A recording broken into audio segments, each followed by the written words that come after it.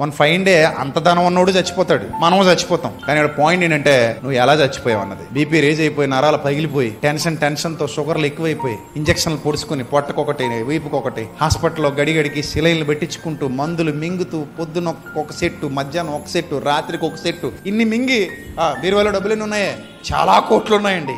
ఏం చేసుకుంటాం చూసారా? నెమ్మది లేకుండా విస్తారమైన ధనం ఉండడం కంటేనట యెహోవా యందు భయభక్తులతో కొంచెమే ఉంది, హాయిగా తింటున్నారు, ఇలా పడుకోగానే నిద్ర పట్టేస్తుంది, పొద్దున్న లేచినప్పుడు ఆడొస్తాడు ఈడొస్తాడు, ఆడికి వాళ్ళు ఈడికి వాళ్ళ భయాలు ఏవి లేవు.